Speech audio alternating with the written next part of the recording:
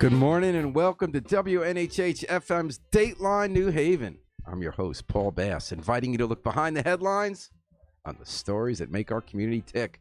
William Juneboy Outlaw makes New Haven tick. Boy, does he make New Haven tick.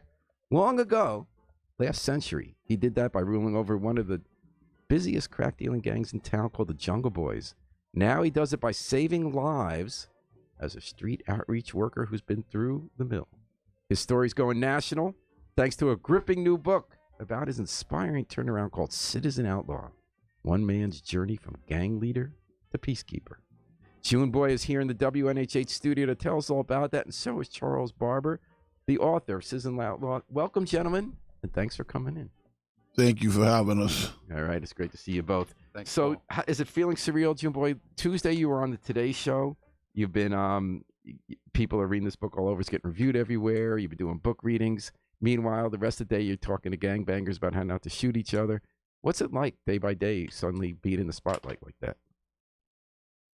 Well, we was on a Tuesday, we was on NBC. You came out, so that was good.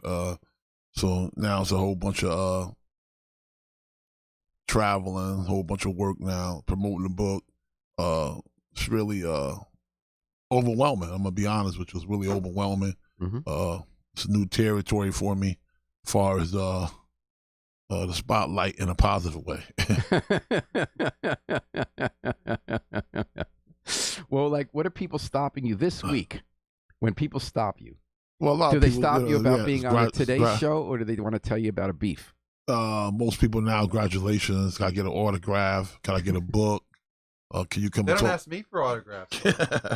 Can you come and talk to my kid? Can you? Oh, that's cool. A lot of appointments. People are reaching out for services. And fame is intense. It doesn't always last forever. But, when you're in that spotlight and millions of people have just seen you on TV, and there'll probably be a movie, and everyone's reading this book, it must be surreal because you're not just, when you're walking down the street, do you feel like you're the same person? Yeah, I mean, about this last 2 weeks, me and Charlie been hanging out a lot, so I haven't been putting my 80 hours a week as a street outreach worker in. So this has been like a vacation, but it's been like a emotional high vacation. Mm-hmm. Mm-hmm.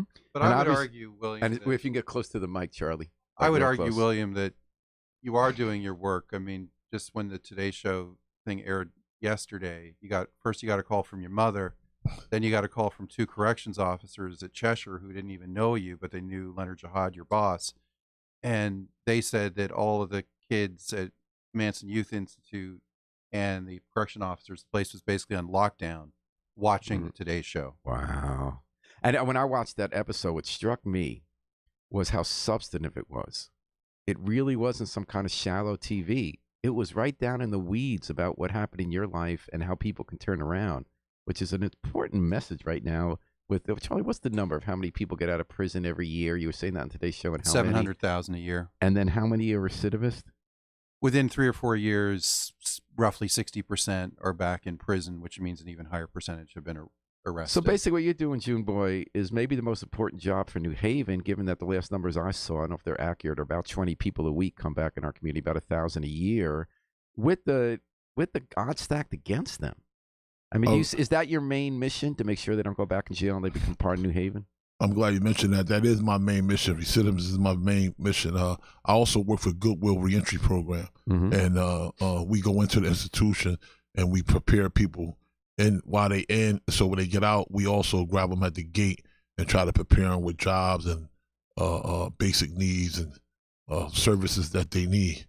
And that is my mission. My mission is only to see no one return back to penitentiary or get in any more trouble. Now, how did it come about that you guys did a book? Charlie, you're a professor at Wesleyan. You've also been a writer. You've written other books. Very good writer, by the way, I have to say, because I tried writing a book once, and this is a really good book. The greatest writer I know. How did you guys get together to write a book? We were introduced by a friend, Ivan Cusick, who's part of the book, who's the chief crime analyst for the state of Connecticut. Ivan had read my books. We'd done criminal justice research together and become buddies. And then Ivan had seen William speak and got wise to some of the good work that William is doing on the streets of New Haven.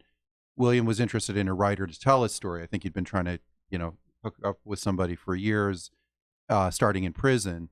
And William and I were introduced by Ivan. It was like a blind date about 5 years ago.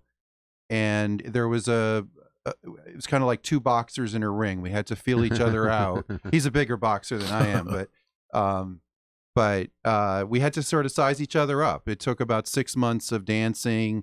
He did research on me. He said, I'm a street guy. I investigated me, How did you investigate Charlie? Huh? How did you investigate this professor? I went first. I Googled him. Mm-hmm. Then I started asking questions about where he worked at. He was working at Connection, as he worked at Connection at the time. Mm-hmm. So I started asking employees that I knew that worked there, that I knew very well, what type of guy he was. I want to know all I can know about him. And what was interesting is that he was checking you out. And by the way, Louis Weston says, "Hey, bro, Searchy South, stand up. We're doing this." Mary Loftus said, "Hey, guys, we're watching you and listening." Thanks for tuning in, folks, on WNHH. You listen to Dateline New Haven, WNHH FM. And we're with William Juneboy, Outlaw, and Charles Barber behind the new great book about Citizen Outlaw. So my favorite part when I was reading about how you did the book was that Charlie went to see Dean Esserman, who was the police chief. Now, the police chief rely on the street outreach workers, and the people who are really saving lives in that department know that because you guys have been there, you got credibility. That's one of the strongest messages I got in the book. I took the book as saying people could turn their lives around, everyone can be redeemed. And secondly, the people who have walked that walk, the way you have more dramatically than anyone we know in town, have the best shot at reaching those people. And yet Charles is checking you out and going to the police chief, who's no longer the police chief, and he tells you not to do the book. He tells you there's more to this guy, Outlaw. I'm not going to tell you what it is. Don't do it. So why didn't you listen to the police chief? Well, I had a sort of negative impression of him, to be honest. And the people who aren't crazy about him, who now are running the department, were the ones who were working with Juneboy and probably told you to do it, right? Yeah, and there's a new, very positive leadership in the police department. I think William and I both feel that way. And so, he doesn't represent the new thinking. I remember a shudder went through me when he said that. But again, were you in his office? I was in his office. But I also saw, I got another impression of him as well. I talked. I guess as William was doing his research, I was doing my research on him, and because I know people who work in the corrections department, and a guy called Mike LaJoy, who's a big part of the book, who was William's corrections officer, and they butted heads, and they've since become very, very close friends. In fact, Mike helped you get your first job upon release at Dunkin' Donuts. So I called Mike about 6 months into Williams and my relationship, as neither of us had committed to the book at this point. And I said, Mike, what's your advice, for dealing with a guy like William? Because we come from obviously very, very different backgrounds. Although I must say, from the very beginning, we hit it off great. There was a rapport between us right from the beginning. Mike said, always be straight up with William. Just be direct, which I basically am anyway. But he said, William's an OG, and there's that line in prison, your word is your bond. And what Mike said to me, for people that have nothing when they're in prison, their word is everything. So once you get William's trust, if he says he's going to do something, he's going to do it. If he says he's not going to do something, he's not going to do it. I was the same way with him, and we've never had an issue. Mary Loftus says, "Hey, Makita." James says, "Hi, how are you?" What chief of police was you talking about? Esserman. So why Esserman. did Esserman tell you not to do the book? I don't know. It was it was a quick comment, and I wasn't dissuaded, by the way. I mean, it was just sort of a moment. But other people said, who have worked in the court system, a guy like William Outlaw can never change. And, you're getting in over your head. That's the point of the book. How do you feel about that, William, when you hear that you went to jail for 20 years, was it? Yes. And you were supposed to go through the rest of your life. You killed a man in self-defense, it sounds like. You led a big crack ring. You've turned your life around. You've saved so many lives. Nobody has saved more lives that I know than you. And yet you still have people who look at you. Was it 410 pounds? African-American man, used to be in a gang. And they say no matter what you do, you can't change. How do you feel when you hear that? I mean, when Charlie first said that about Esteban, I wasn't surprised. Esteban come from under the pastoral. He come under that police department at the time. under pastoral leadership. So I understood that it was some animosity still with me for the things I was doing when I was younger. So I understood when he told Charlie that. So some people ain't gonna forget. But I live by this, Paul. I am who they say I am, but only God can judge me. That's what I live by. Because you might say William's a good guy. Another guy might say William's a murderer.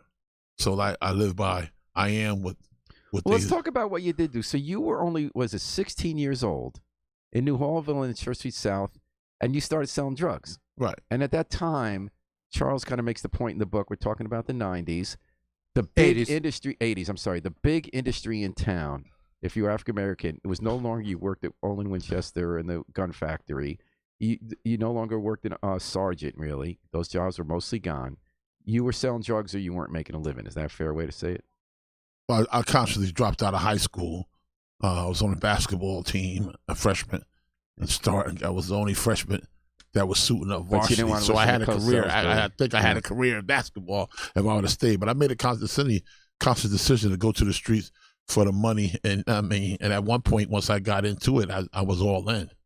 You know, and it's amazing the story how, what was it, you were in New York buying some gold and some Albanians checked you out and brought you to some shady place where you had to take the guts to go, and they turned you on to some of the best cocaine that you learned how to make crack out of in Church Street South. No, never made crack, only powder. Never sold crack. Oh, you never sold crack? Okay. Only powder. But it was the best cocaine in town, people said, and you figured out as a teenager how to make better stuff on the street, how to get the turf at Church Street South, how to take it away from other people, and then how to hire people for different kinds of jobs when you were in your teens.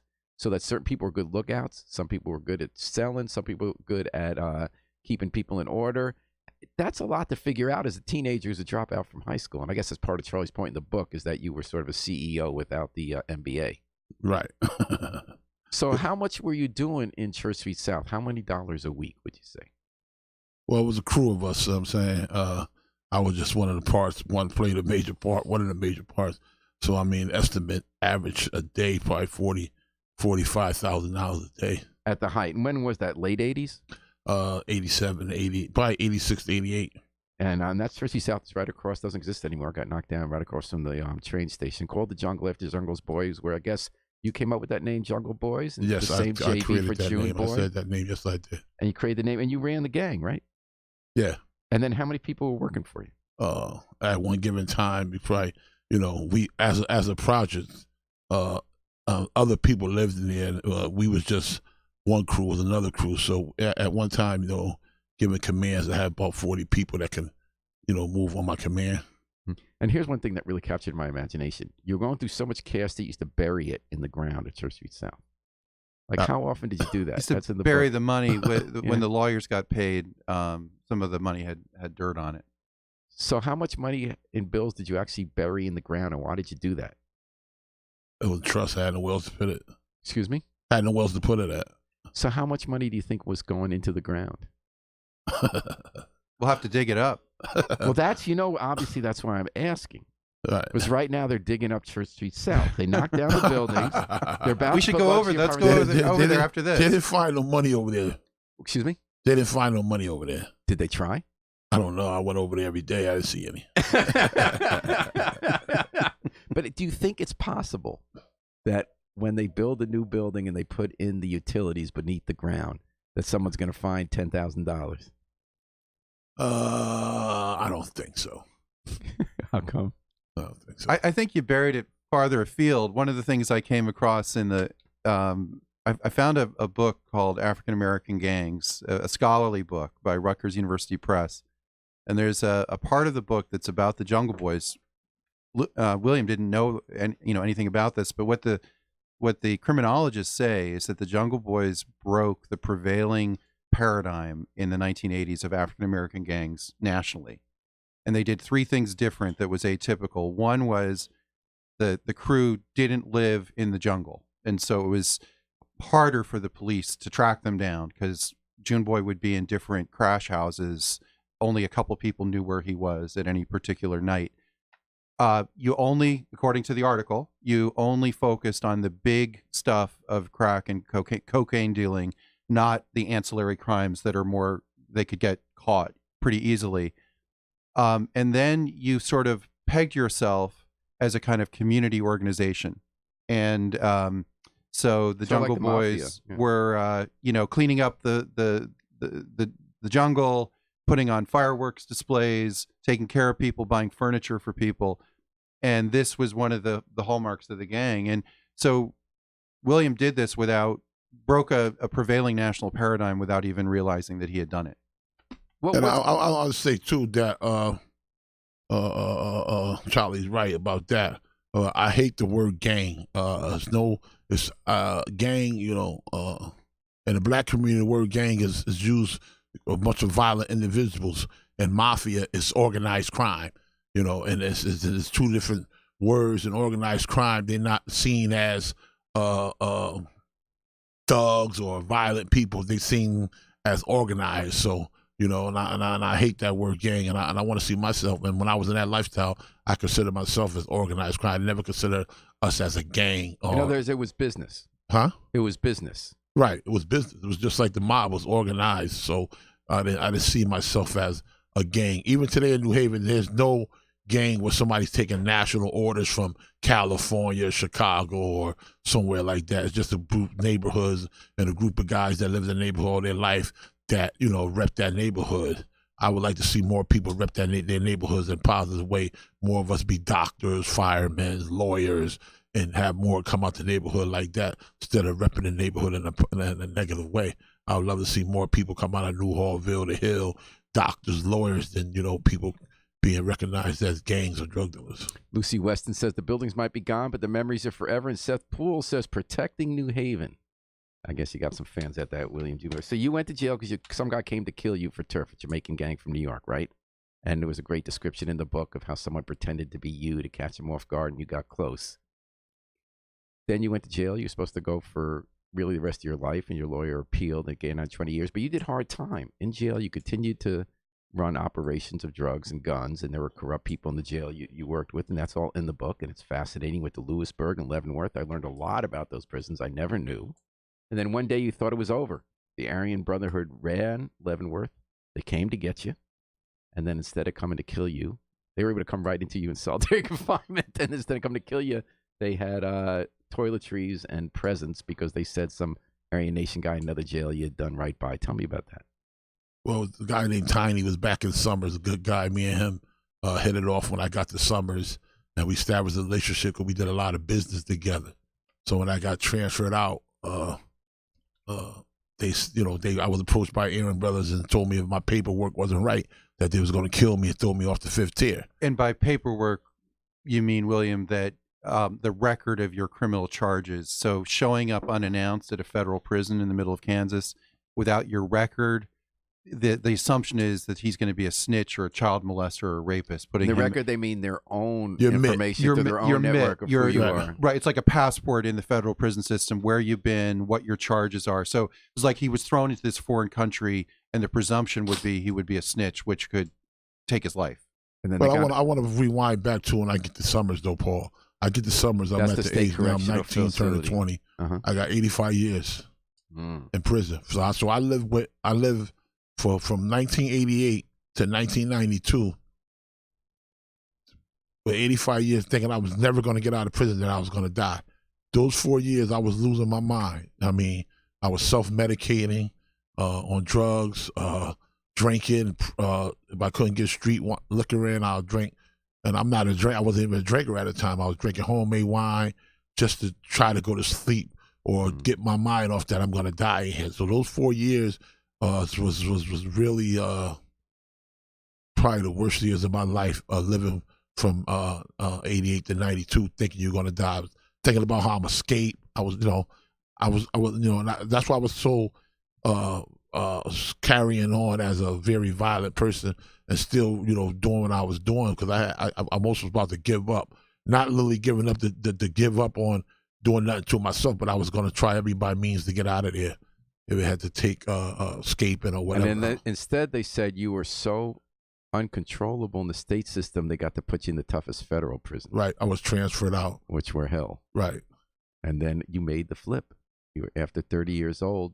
Again, I was interested in what Charlie was talking about, the psychology of the human brain, that they've looked at that's easy, that it often is until you turn 30, that someone who's been through traumatic life and a violent life suddenly looks at it in a new way. And you had 2 turning points, it sounds like, the prison psychiatrist or psychologist who helped you, but you had to be ready for that. It was a phone call from your daughter. Yes. Your daughter called you in prison.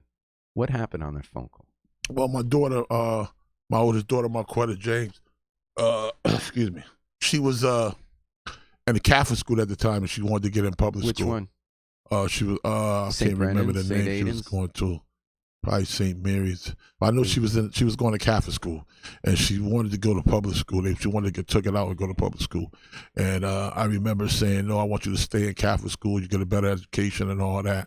And she asked me the question, "Daddy, did you finish school?" And that is, Paul, that seemed like somebody, I never been stabbed, but it felt like it was a gut wrenching in my stomach. And I hurried up and got off the phone, and I probably went to bed the earliest of my whole prison life. I probably went to bed got off that phone call. Went to bed about 8 o'clock, locked in, went to bed. Was up ready the next morning. I went to the school department, signed up for GED, left the school department, went to the law library, stole the GED book, and in 4 months I had a GED. Why do you think that call did it?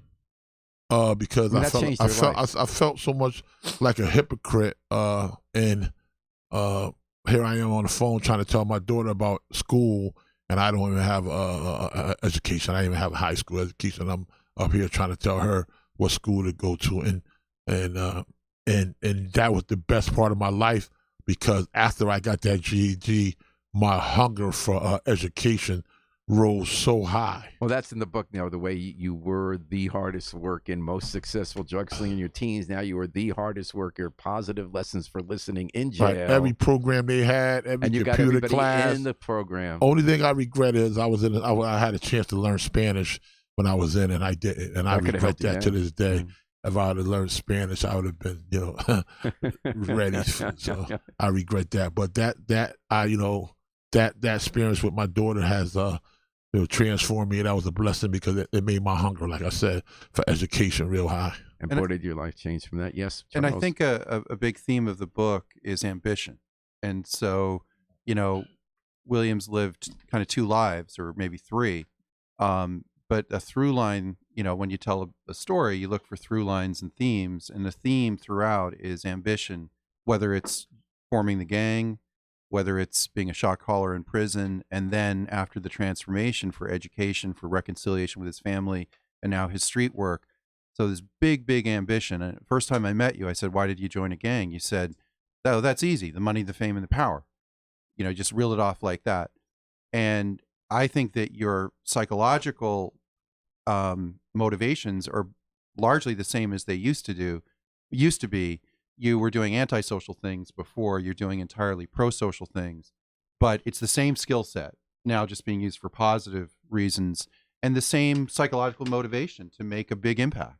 And what you're going to be making now, in part because the work you're doing in New Haven as a street outreach worker, and now how America is learning your story thanks to a new book called Citizen Outlaw, One Man's Journey from Gang Leader to Peacekeeper. We're talking about that on Dateline New Haven and WNHH FM, your home for community radio, 103.5 live streamed. New Haven Independent. We're here with William Juneboy Outlaw and author Charles Barber.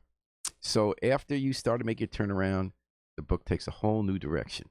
My daughter just texted and said the school was Sacred Heart. Oh, Sacred Heart. Thanks, Marquetta. Marquetta James. So you became model prisoner. You worked your way out. You got sent back to Connecticut prison, and you got your life back. You wanted to appeal. You're going to be back.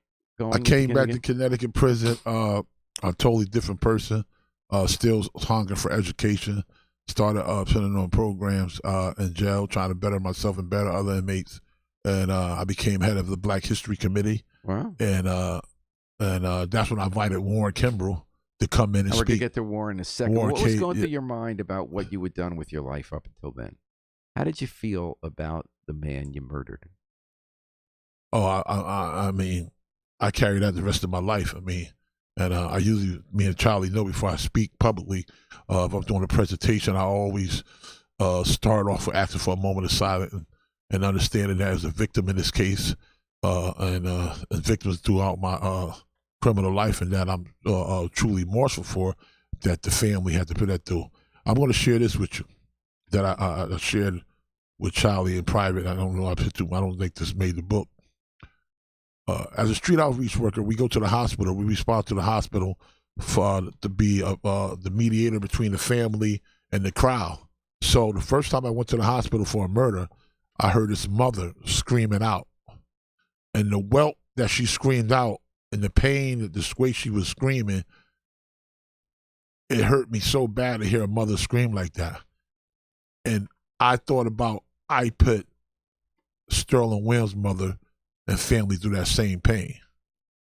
And that devastated me. And I had to leave work that night, and I went to the Quinnipiac River, and I sat there for like 4 hours. That's where I grew up. To your at. place under the highway. Right. I went there for 4 hours, and 4 hours went by, and I was just, asking God for forgiveness, just meditating about it, and just understanding that the fact that this person gonna live with me through the rest of their life. I mean, I don't want to ruin the narrative, but when I read that story, I wondered, was it self-defense, though? That guy was coming to shoot you. Right? Was it him or you? I probably believe that. I mean, the boldness. What else could you have done? Could you have put it to his head and say you're leaving now, or were they going to come back with 3 guys? I'm not saying you should. No. After that time, they don't made their mark. They don't. So it was. I'm gonna be honest. Sooner or later, it was gonna go down anyway. You know what I'm saying? He made it on his terms. You know what I'm saying? Mm-hmm. It was already in motion for me to straighten these guys out. So I'm gonna be honest with that. It was already in motion. You know what I'm saying? So, but he by him coming to the projects was a total shocker that nobody come to the jungle. And you can see at the police records, there's never no violence in the jungle the whole time we was operating. Nobody was getting assaulted in the jungle. Nobody's house was getting broken into. All-time death at the train station where cars was getting broken. All that stopped. So there was no violence around there. We policed ourselves. So for this guy to come down there making these threats, I thought he had an army with him. I said, he got to have an army with him. He must underestimate it, or he must don't really know who he's doing. You were both making a conscious decision within the options you had in your life to be in a line of work where you can get killed or killed. Oh, no question. Every day in that line of work, I said, it's going to be death or jail. I woke up every day understanding this is coming down. I mean, the more you play, the worse chances you have of surviving. So it was going to be death or jail. I mean, I was and that far. instead, a decade ago, you were free. Yes. You came back to New Haven. You were in a halfway house run by Warren Kimbrough. Right. Who was a former Black Panther, pulled the trigger in the most notorious political murder of the 20th century in New Haven. My mentor. Turned his life around, and he and I had a relationship like you and Charlie. I wrote a book about the murder Warren committed. That was a good book. Thank you. Paul. Not nearly as Absolutely. good as this book, but yeah. And then I spent the time like you and Charlie traveling around talking about and watching how Warren inspired people. I was noticing in the book that Warren took you under his wing. He recognized you as someone who could influence other people, but that he also had to help you figure out how not to go back to the streets. Do you think without him you would have gone back to the streets? It sounded pretty hard when you come out about how you were going to reintegrate. No, I was determined not to go back. Okay. I was at the point where if I had to go on the green and pick up cans or clean behind horse shit, I was not going back to But jail. he told you that the FBI was watching you. Oh, yes, Which I found very interesting. Not only have him, a couple of law enforcement. So don't do anything. So you went to someone who was coming for revenge from before you went to jail, and you went and confronted him and talked to him face to face to diffuse it. Right. And then you started working in Dunkin' Donuts. You became a street outreach worker yourself. So New Haven started a program a little more than a decade ago where we said the way we're going to stop people in gangs or loosely affiliated groups from killing each other is partly in working with people who used to be in the life who could turn them around. How did you get involved with the street outreach workers? I came home and a friend of mine named Trent Butler was already a street outreach worker. And he told me, he said, Jay, I think you'll be good at this. You know what I'm saying? He said, I see your commitment to change. I see that you've done with the streets. I think you'll be real good for this and you can reach a lot of kids. And so he took me on a few presentations. He heard me speak. And he said, yeah, I think you'll be right. And then Family Alliance hired me. And I noticed some of my favorite scenes in the book, there are a lot of them, especially in prison, were the way that showed, didn't say it, they showed it, how you were the someone who can tell someone they can walk away. You go to the hospital when there's just been a shooting and people looking for revenge. There's one scene where you pick out of all these people, you could see who's there ready to shoot. And you go over and you talk to the guy and tell him he's allowed. And when Outlaw tells you, given your Juneboy, when he given your reputation, you can tell them to go home and they don't lose their pride. Whereas if a cop or a social worker or somebody or even a mom says, you can go home, you don't have to do revenge. Do you feel that it's sort of manhood at stake? Like, why do they listen to you and not other people? I think because of my reputation, I'm always in the hood too, Paul. I mean, I'm at events. They know I'm part of the neighborhood. I'm touchable. I'm visible. You can see me. I'm coming to Bassett Park for the summer league. I'm coming to the cookouts. I'm around. I'm stopping around the way. I'm giving the kid, that don't got. He showed me his port card. I'm going to get him sneakers. This is my community. I love this community. New Haven is my city. So my reputation. But I think a lot of this come through just not me, my friends. And also that, my consistency. People see it in jail. So if you change in jail and you come out to the street and you change, people see that. Like word travel. So a lot of people don't give the black community, African American community, or the, we do correspond. And we know who's doing what in the community. You know what I'm saying? And who's on the ground, who really cares and all that. So I think it got a lot to do with that also. Got a lot to do with my past reputation too, because some people I got to be stern with. I tell them straight up, knock it the fuck off, man. You know what I'm saying? You ain't no tough guy. You know what I'm saying? You fronting in front of your boys. So some talk got to be hard. You know what I'm saying? So don't think I'm always being soft with you guys. I didn't think that. I wasn't thinking it depends on the individual. It really does depend on the individual. But the most important thing is trying to establish a relationship with that person, so that person can trust you and understand that you're coming at them with the best interest in your heart. You're not just yelling at them or trying to get them. You truly showing them that, I got your best interest at heart, and I'm going to show you how. And not just that, stop that. Come and see me tomorrow, and I'll take you on a job interview. I'll get you a shirt to get go on a job interview. I'll get you what you need, or I could get some resources to help you. So the flip side of that, people don't see that. Yeah, I might tell a guy, stop, don't get out there, don't retaliate and all that. But I also tell him, here go my car, come and see me in the morning, and I can try to help you get back in school, whatever it is, and I give credit to all my resources. I mean, I can pick up the phone, call Carmen, Carolina for the Board of Ed. I can call Karen DeBoers about housing. It's people that I reach out to for certain things that I can call that also help. So I just play a small part in of it, with other people also helping.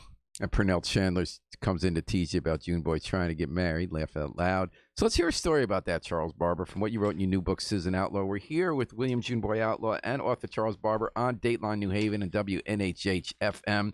There's some great scenes in the book about the work you do. I guess you and Charles are hanging out.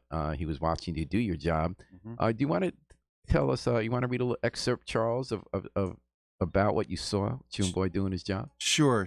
And this is a couple pages. This is William on the street doing the kind of negotiations we're talking about. So this is just to set it up. William's been contacted by a guy called Patrick Hale, which is a pseudonym, to meet, and this is in the Hill. This is probably 4 years ago. Patrick Hale sauntered up to Outlaw at 2 p.m. He was light-skinned, lean and strong, wearing blue jeans and a hoodie. Looking into Patrick's face, Outlaw saw a bit of himself in the young man. He was bright, aggressive, muscular, one of the up-and-coming dealers in town. "How you doing? What up?" The reason for the meeting was straightforward. Patrick had been arrested in a violation of probation charge, and in 2 weeks, at age 22, he was going to be sentenced to prison for the first time. Outlaw was going to give him some practical advice on how to survive being locked up. Outlaw told Patrick that he had been in 20 different prisons in the course of his career. He was just starting to tell Patrick how to get by behind bars when a beat-up red Ford sedan slowed down and pulled over. The driver rolled down the passenger side window and called out to Patrick and Outlaw. Outlaw recognized the driver, Andre, a mouthy kid, known around town for doing stick-up jobs, muggings, robberies of bodegas, and small-time dealers. He was a lone and unpredictable operator, not capable or likable enough to be part of a gang. "What up?" said Andre. Patrick said hello. Patrick had an unlit cigarette in his hand. Patrick asked Andre for a light. Andre said, "Sure, I'll get you a light," the edge in his voice still there. Outlaw watched as Andre pulled out a gun instead of a lighter and flashed it directly at Patrick. After waving the revolver recklessly in Patrick's direction for a couple of seconds, Andre floored the car and tore away down the street. Patrick looked at Outlaw, incredulous. What the fuck? I can't believe he just did that. Outlaw tried to calm Patrick down. He's just a punk, a nobody, Outlaw said. Don't worry about it. But Patrick wouldn't back down. The MF disrespected me. I'm going to blow his lid off. Outlaw tried again to soothe or distract Patrick, but he couldn't be dissuaded. Outlaw gave up on the prison conversation, and Patrick finally said he was too pissed off and had to go. Don't do anything stupid, Outlaw said. Later that afternoon, Outlaw called Andre's friends and associates. He told them to get Andre the following message. You got to stay seriously low. Yo, you really shouldn't be out tonight. Later, Outlaw repeatedly tried to reach Patrick, but got no answer. He called his crew. He asked them to try and settle Patrick down, take him out to a bar or something, get his mind off Andre. Later that night, Outlaw went to his condo but couldn't sleep. He couldn't stop thinking about them. Could I have done something different? Was someone to get hurt, even die tonight? The next morning, Outlaw finally got through to Patrick and Andre's associates. They arranged a meeting for later that night. Outlaw picked the time, 7:30, in the place, a children's playground, Roberto Clemente Park in the Hill. It was a fairly quiet place, especially at that time of evening, so that passers-by would likely not notice that they were meeting. Outlaw picked one of the best outreach workers, Roberto, to come along. Roberto didn't know Patrick or Andre or their circles, and Outlaw thought this might prove an advantage. The two might behave better around a stranger. Patrick and Andre appeared on time. They both came alone. Roberto patted them down. No guns. Neither Patrick nor Andre knew what the other was going to be there. Outlaw hadn't told them. They were surprised and scared, especially Andre. Outlaw saw the fear in his face. Roberto stood by as Outlaw did most of the talking. This is real serious, he began. Everybody knows why we're here, and the main thing is we don't want nobody to go to jail. At first, Patrick and Andre didn't make eye contact. They looked at their feet but nodded when Outlaw spoke. Outlaw asked them, "What's the problem? What's the beef?" Patrick said, "Why'd you disrespect me? Why'd you choose me? I don't want no beef with nobody." Andre began to apologize, and once he started, he couldn't stop. Patrick heard that and appeared to appreciate it. As they talked, it turned out there was a history between the two, one that neither of them had previously understood. It came out that Andre had stolen a gold chain from one of Patrick's crew members and pawned it. When Outlaw heard that, he told Andre to get the chain back to Patrick as a form of apology. Andre, still worried for his life, agreed. Indeed, Andre went to the pawn shop the next day. Remarkably, the chain was still there. He brought it back from the pawnbroker and returned it to Patrick. A few weeks later, Patrick went to prison without incident and without causing any further trouble. Outlaw thinks that Andre still doesn't fully realize how close he had been to getting killed. Whoa, and that's from Citizen Outlaw. And I want to say that outreach worker, his real name is Dave. I'm just going to say Dave. He's probably the best outreach worker that I ever came through, that I ever worked with. Probably better than me. And I'm just going to say his name is Dave. And he was a great outreach worker. Taught me a lot. All right. And that was from Citizen Outlaw, one man's journey from gang leader to peacekeeper. And we heard from, that's William Juneboy Outlaw is on the show with us today, along with Charles Barber, the author. One thing that struck me a lot when I read this book was how many lives you've had. How many people in your position died, people you saw on the street that night when it was you or him. When you were in jail, you realize, you talk about this in the book, how easily you could have died in prison as well as the streets. Are you making up for lost time? Are you thinking of the people who died to try to keep other people alive? Give me the pop psychology twist on this. I get that question like all the time. I never thought I'd be in this line of work. I never thought I'd come home and be a street outreach worker. I never thought I'd come home be working a reentry. My goal was to come home and be a drug counselor. That's what I was studying for and went to school for when I was locked up, to be a drug counselor.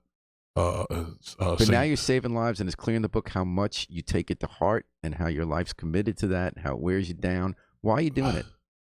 I really believe that God chose me. This is my path. I'm saying this is my path. I think that he chose me, and I don't want to second guess him, but I think he chose me to do this line of work. And I think that, and I'm going to keep doing it until, he tell me not to. Out of it came a wonderful book, a wonderful relationship with me and Charlie got. hopefully a movie. So are you guys negotiating for a movie? We have a movie agent, so nothing's happened yet. But Who should play Juneboy in the movie? well, what she said was it has to be an actor of a certain physical stature, as we all know, and it has to be someone who can turn on a dime emotionally from tough guy to soft guy. And she mentioned I forget the name, but What did he mention? Iboga. The guy from Uganda. Yeah, I'll come up with the name. Yeah. But the critical thing for her was the imposing stature and the ability to turn emotionally on a dime. And Forrest Whitaker's too old, right? I think so. Yeah. Who do you want? If you could pick anybody, who would it be? I probably want my son. My son Isaiah, my son JB. So meanwhile, you're still out on the street. What's going on in New Haven now? Are you any cases you know about? Because there've been more shootings this year. We're nowhere near the levels we were in 2011. Nowhere near the levels New Haven was at in the 80s, back in the day. But our shootings gone up this year. What's going on? I want to like people be like, we shooting everybody. Oh, they shooting again. They shooting again. It's bad.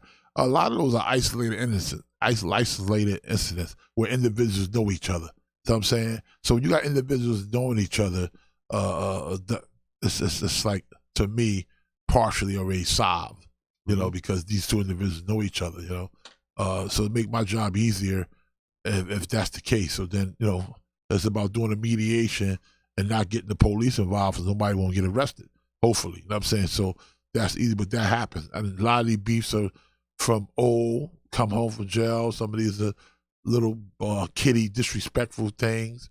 And, it happens. But overall, like you said, the city is doing well. We just got a new mayor is about to come in.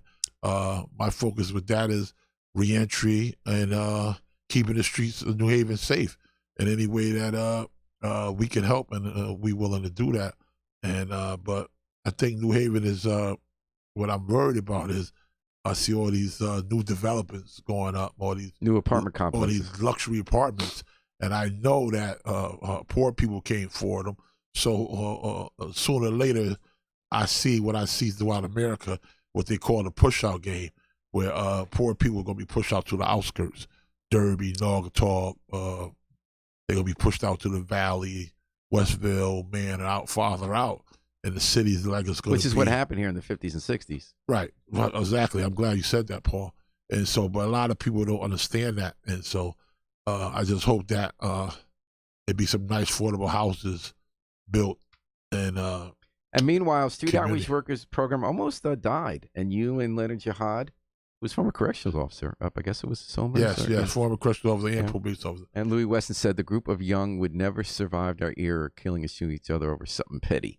So you have a new group. You and he saved it. He's running the joint. Right. The New Haven Street Outreach Workers. I'm so proud of that, Paul. The same week the book came out. We opened our new building at 230 Ashman Street. And I'm so thankful for that because we're going to reach so many kids, and we got a wonderful after school program that's going to probably start January 1st. We got a place now where the kids could come. So that's not talking to a kid and saying, all right, let me take you out to get something to eat and go home. Now I can have this kid come here every day. We got tutorers over there, volunteer tutors. So it's going to be real good. And I commend Jihad Leonard. He didn't want to do it at first. He didn't want to try to. He wanted to be in Georgia working on his cars, right? Yeah, he wanted to retire and leave. But when we went into the Bump in the Road with Family Alliance, I convinced him that I know people, and I reached out. Came together. I reached out to use my people that I knew that was in politics and powerful, and just asked them, how do I go about getting this contract? And they all told me which way to go. And I would just say, there is some buzz, and we're enjoying that, but it's about the work at the end of the day. You know? And I think the book will inspire people to do more everywhere. Oh yeah, that's my wish for you guys. The book is also a plus for that, But, well, we got so many challenges to work on New Haven, but there's no place I'd rather live in the whole world than New Haven, and it's because of people like William Juneboy Outlaw. I feel so lucky that you live in our city. Thank you. I just want to thank you for the work you do saving lives. Yeah, we want New Haven to be safer for the people who aren't getting shot anyway. Right. But what really matters is that people who deserve a life, whether it's redemption or just a good start from the beginning. And I can't think of anybody in New Haven does that more than William Juneboy, Outlaw, student outreach worker. Story so well told by a great writer, Charles Barber. I suggest everyone read the book because you're really going to be out of it if you don't read this book. Got a must read. Paul, I just want to thank you. Ever since I met you, me and you have kicked it off. And at first, I thought you was just an old reporter that's running around. I am just an old reporter. Reporting bad news, but I learned that you was a good guy. That's why you got this interview, because Charlie, I turned down a lot of interviews. Oh, thank you for coming I turned down a lot of interviews, but when he told me it was you, I said, Paul, Mr. K, Warren Kimbrough, he always told me you was a good man. Warren. And that's why I sit here today, honored to be in your studio to give you this interview. Thank you. And Donna Brown gets the last word. I am a mother of a son who was murdered in 2011. I am no longer in that state anymore. Keep what you are doing. My prayers are with you. She gives you the hands together and two hearts. Thank you. Any better final word? I can't think of it. All right. So thanks for joining us today, William Juneboy, Outlaw, Charles Barber. Good luck with your work and with your book. Thank you. I'm going to be first in line for that movie. And thanks to our guests and everyone listening, doing comments, and Brian Slattery behind the controls.